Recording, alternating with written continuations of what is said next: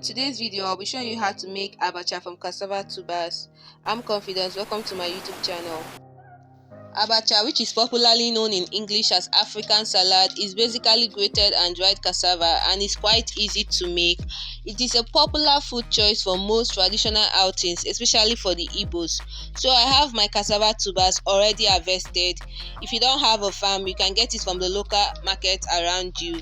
They sell in heaps. So I have my cassava already and I'm peeling it.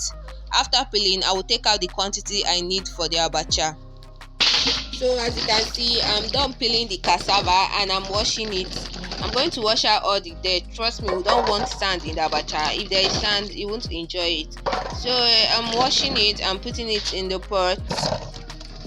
You will be really surprised at what this little quantity of cassava I brought out will yield. So I'm putting water and I'm going to let it boil. As you can see, it's boiling already. Don't let it get too mushy or too soft. We don't want it to be overcooked. Trust me, you won't like it. Just slightly parboiled. If you boil it too much, it becomes too soft and we don't want that. Notice how my cassava is still firm even after boiling. Just slightly parboiled. When your cassava is slightly boiled, take it down, let it cool. I'm going to let this cool. So if you cannot meet up to it on the same day, you can decide to leave it the next day. As far as it's dry, it won't get spoiled, but I'm doing mine on the same day. If you notice, the grater I'm using is kind of old, but it does the job for me. I don't have the local grater for doing this, but when I do get it, I will show you how it looks like. This one I have does the job for me, so I'm using it. The thinness or thickness of your shredded cassava depends on the kind of grater you use. The length depends on the length of your cassava. So I'll keep on grating it till it reaches the size where I can no longer grate it anymore. But while grating this, be careful so that you don't get hot in the process. Grating is where the major work is, but apart from that, Abacha is quite easy and fast to make. Look at how the size and the length of my Abacha is.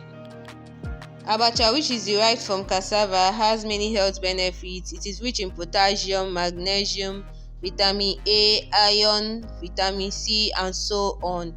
It is a good meal choice. Incorporate it into your diet. You can eat it anytime, any day.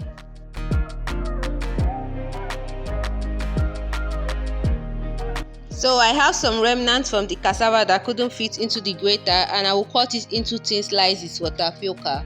You can do this in a separate bowl, but I'm just doing everything inside my basin.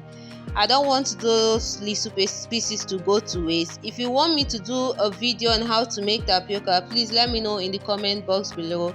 So I'm going to cut this into thin slices with a knife. This is how the slices looks like.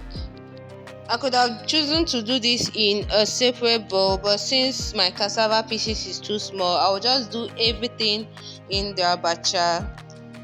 So I am done and I'm taking this to the tap where I'll put water and let it soak for about 12 hours, which is the next day, so that it will be well fermented. I always wash my Abacha the next day, not the same day I soak it, so that it can ferment very well. While putting water, don't put your hand inside the Abacha till you are ready to wash it the next day. You don't want it to get soured. So after 12 hours, the Abacha is ready for washing. First, using a sieve, drain the water you soaked it with.